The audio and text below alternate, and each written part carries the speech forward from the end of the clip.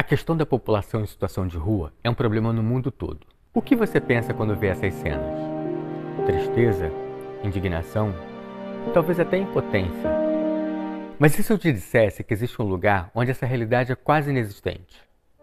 Um país que conseguiu reduzir drasticamente seu número de pessoas em situação de rua. Bem-vindos ao Japão.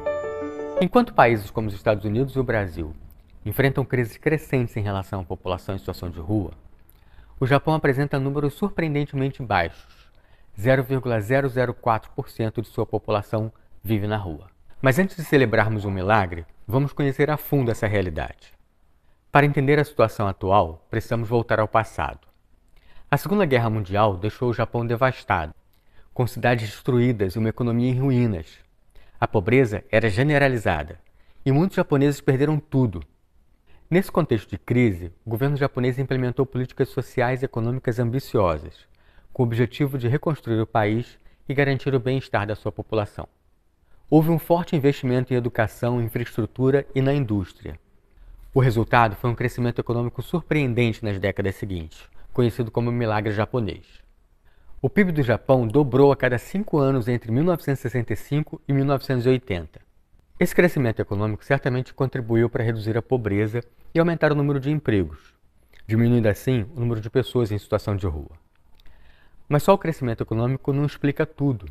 Afinal, outros países até mais ricos do que o Japão, como os Estados Unidos e a Alemanha, enfrentam problemas muito maiores em relação à população em situação de rua. Então, o que mais está em jogo? Outro fator que pode explicar esse baixo índice de pessoas em situação de rua no Japão é a cultura.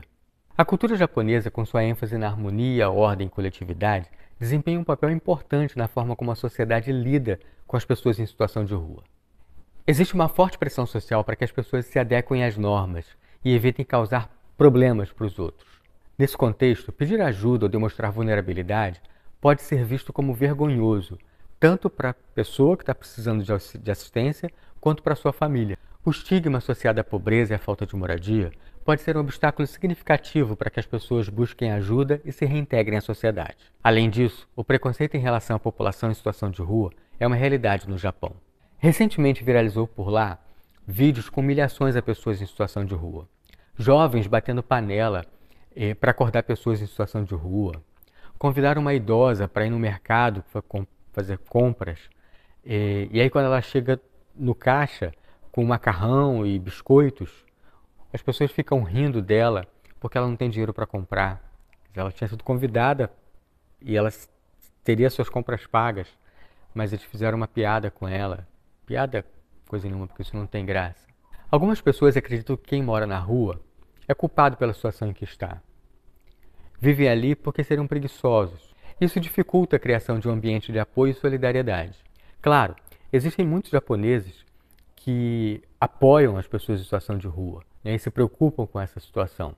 Mas olha, esse fator cultural, esse entendimento de que as pessoas que moram na rua seriam preguiçosas e por isso tem muito preconceito em relação a eles, não explica toda a história, não explica porque tem tão pouca gente nas ruas no Japão. Até porque no Brasil, há 2 semanas atrás, queimaram a pessoa em situação de rua e filmaram isso e publicaram ao vivo nas redes sociais. Então, preconceito por preconceito a gente também tem aqui e tem muito mais pessoas em situação de rua. Vamos seguir então para que a gente consiga entender como é que o Japão quase zerou a sua taxa de pessoas em situação de rua. Depois do milagre econômico japonês, a bolha estourou e eles também tiveram a sua década perdida. Com isso, o número de pessoas em situação de rua começou a aumentar e a sociedade civil passou a reivindicar por políticas públicas. Então, em 2002, foi sancionada uma lei para apoiar as pessoas em situação de rua. A partir daí, o número de moradias e abrigos para pessoas em situação de rua sextuplicou. E durante a pandemia de Covid-19, milhares de vagas foram criadas e muitas permaneceram abertas desde então. O Japão criou também um programa de subsistência, Criou um auxílio financeiro que dá para pagar o aluguel e as compras do mês para quem está em situação de rua. O Japão também tem um número bastante grande de leitos em saúde mental. São 269 leitos para cada 100 mil habitantes. A média mundial é de 68. São 20 vezes mais do que no Brasil. Tantos leitos assim refletem uma política de institucionalização, na contramão daquilo que tem apresentado melhores resultados em saúde mental no restante do mundo. No Japão, quando alguma pessoa em situação de rua tem alguma doença ou transtorno mental, são colocados em hospitais e privados da convivência familiar. Aqui temos um ponto importante. A quantidade de dinheiro investida pelo Japão em programas e serviços, né, para pessoas em situação de rua é parte da resposta. Mas ainda tem dois segredos que vão ajudar a gente a entender o porquê da taxa de pessoas em situação de rua praticamente zerar no Japão. O primeiro segredo é a definição restrita desse público. No Japão, só são contadas aquelas pessoas que dormem literalmente nas ruas. O problema dessa abordagem é que você deixa de considerar, deixa de enxergar um grupo muito grande de pessoas que precisam de programas de apoio também para a moradia. No Japão, por exemplo, tem cerca de 15 mil pessoas morando em cybercafés, em lan houses, porque é um custo barato para eles e nessas lan houses, nesses cybercafés, eles têm um sofá, um lugar privativo, ou uma cama, tem banheiro. Então as pessoas passam o tempo ali, usam o computador para procurar emprego e tudo, mas na verdade não tem moradia, não tem para onde ir, né? E essas pessoas precisam ser consideradas na hora de definir políticas públicas. Quando você conta só aquelas que estão debaixo das marquises, nas calçadas, você deixa de enxergar outros grupos, né, que ficam mais afastados da cidade, das grandes centros também, e que acabam não sendo contados. Então, no fundo, essa taxa de 0,004%, ela é um pouco mascarada. Tem muito mais gente precisando de apoio no Japão, ainda que o número ainda é pequeno em relação ao resto do mundo. O outro segredo está embutido na lei aprovada em 2002 e, de certa forma, está ligado à cultura japonesa, a cultura da obrigação. A lei de 2002 define responsabilidade do governo federal, dos governos locais, da comunidade e das próprias pessoas em situação de rua. Os governos precisam implantar políticas públicas de apoio, a comunidade precisa colaborar para que as pessoas saiam das ruas e a própria pessoa em situação de rua precisa se esforçar para sair dessa situação. Claro que não é necessário uma lei para fazer com que as pessoas em situação de rua busquem uma casa para morar. Ninguém mora na rua porque gosta. Ninguém acordou num belo dia de sol, com tudo bem em casa, bom emprego, família feliz, saúde, e resolveu morar na rua. Mas essa cultura da obrigação em que cada um precisa fazer a sua parte não permite que a gente normalize essa situação. Cria-se um senso de urgência e necessidade de se fazer algo para que as pessoas saiam das ruas. Tanto que a lei tem um prazo, porque espera-se que a situação possa ser resolvida. Não se trabalha com a ideia de que sempre haverá pessoas em situação de rua. Acredita-se que tem jeito e, portanto, toma-se medidas para solucionar o problema.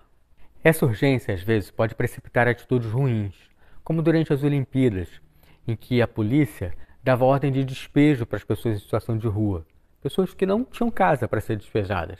Mas também evita que a gente se acostume com a imagem de pessoas em situação de rua como se fosse parte da paisagem. Já houve época de eu não conseguir vaga em abrigo para idosos, porque eles estavam sempre lotados. E aí, acabar parando de pedir as vagas, meio que se acostumando com aquela situação. E é fundamental que a gente sempre tenha essa atitude de que tem jeito, porque assim, mesmo quando parece não ter solução, a gente vai atrás de uma. No Japão, os abrigos não têm pernoite. As vagas são destinadas para as pessoas até que elas consigam sair da rua. Porque o objetivo não é que eles tenham apenas um lugar para passar a noite, mas que eles tenham condições de definitivamente sair da situação de rua. No albergue que eu ajudei a implantar, a Casa de Lázaro, tinha uma regra fundamental.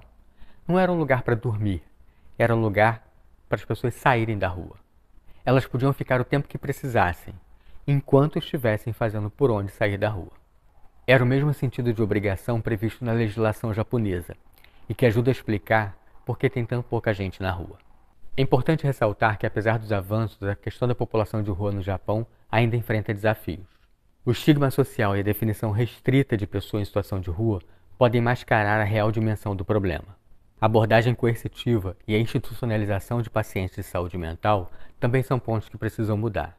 No entanto, os esforços do governo e da sociedade civil demonstram um compromisso em oferecer suporte e oportunidade para aqueles que mais precisam. Se quiser saber mais sobre a lei japonesa para lidar com pessoas em situação de rua, me mande um e-mail em marcelo@blogdarrua.com para receber a minha newsletter. Conexão Tem Jeito. Lá, como aqui, tem sempre notícias e dicas sobre como trabalhar com pessoas em situação de rua.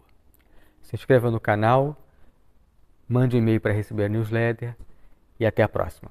Obrigado. Tchau, tchau.